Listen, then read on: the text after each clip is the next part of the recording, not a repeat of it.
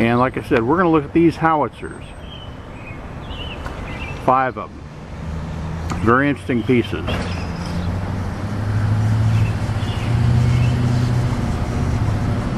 Here's the first one. This is one of a pair that are almost identical. And let's see what the Navy says about them. 5.5-inch bronze howitzer. Okay, it says these 2 pieces may have been the brass howlets reported by Stephen Decatur, arming a gunboat which he took in hand-to-hand action in Tripoli Harbor on 3rd of August 1804.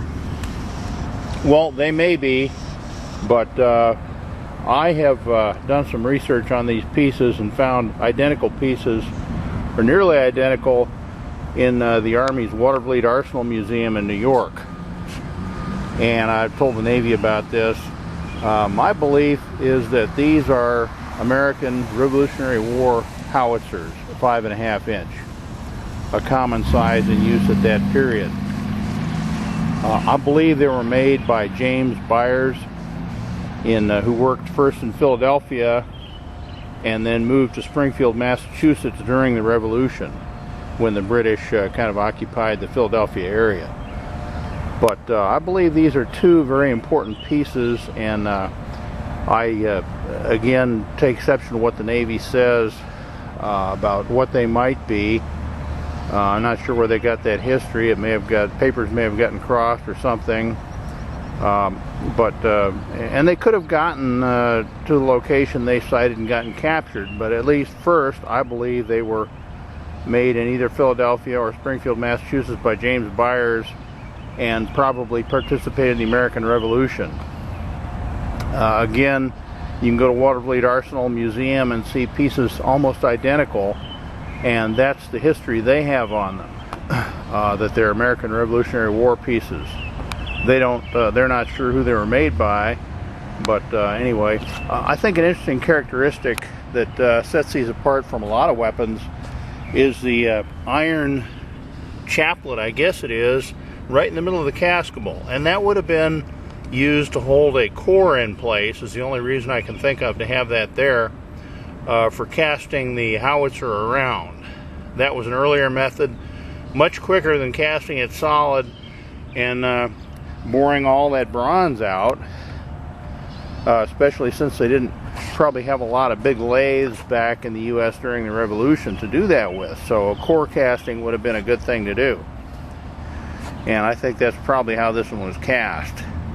There are some other interesting features about it. There are a lot of numbers on it. This is marked trophy number 35. Okay. Now I've got laid out a 3-foot ruler, aka yardstick there, so you can get an idea of how long this piece is.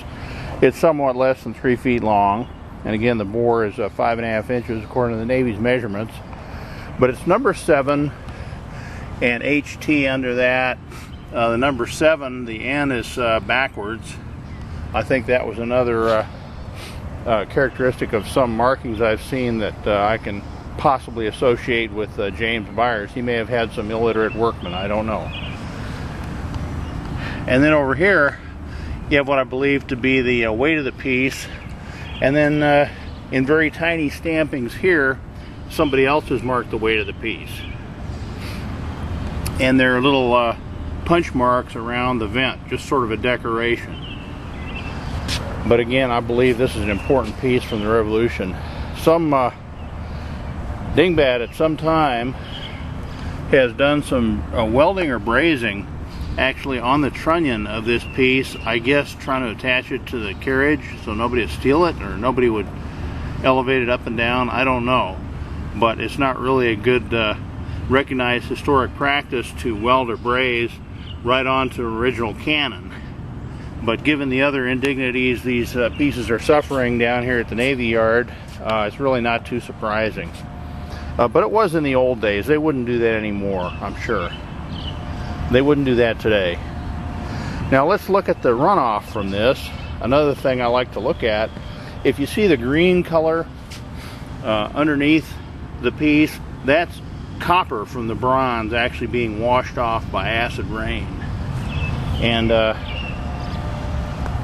This piece hasn't been affected nearly as badly as some of the others because you can still read a lot of the marks on it, but it is losing a lot of copper these days. If you look under it, there's quite a bit of copper residue showing on the concrete, and it runs off of the cannon after it's dissolved by the acid rain and the bird droppings, and then runs down just between the concrete and the bricks right there.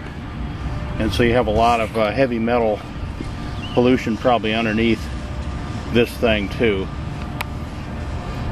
Okay, let's go off and look at the mate to it, which is nearby. We'll take another walk down the red brick road.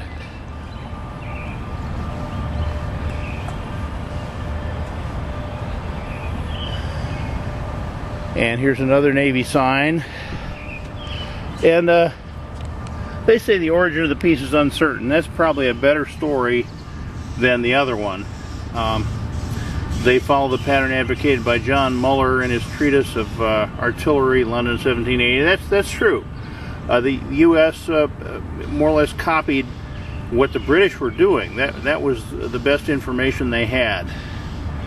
Now let's again look at this. There's also the steel or iron chaplet coming through.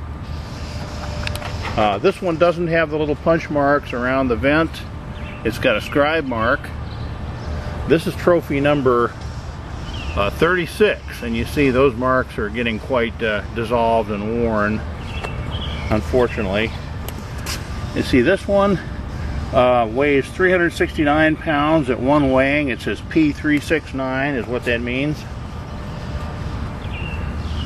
And there may also be some very tiny marks here, although I can't see them offhand. Oh yeah, it says 362. See that? Now look at the porosity in the casting, if you will. That's kind of a trademark of James Byers. He had a lot of dissolved gases in his hot bronze, and when they tried to get out, they left those bubbles. We call that porosity, and it actually weakened the piece. And you can have some porosity in the muzzle, but you really don't want a lot in the breech. And he has some in the breech area here, and in the castable, as you can see, quite a bit of it. Well, let's look at the other marks. He should have a number over here, which is kind of hard to read because, again, this bronze is all dissolving in the acid rain, as I've mentioned a few times. And you can see the green color on the concrete.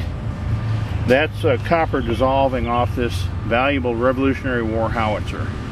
I have no idea what the market value of this howitzer would be, but since there are none in private hands and only a few in American museums, darn few Revolutionary War pieces made in America at all, I just say it's probably worth a cool $1 million. If I had $1 million, I'd pay that for it anyway, especially if I could get out of this rugged, abusive environment it's in over here. It's just dissolving away. Now look at that green. That's really a contrast there, where all that copper is washing off. See that? Really bright, and it's been doing that for years, and eventually you won't be able to read any marks on this piece at all. It's really a shame.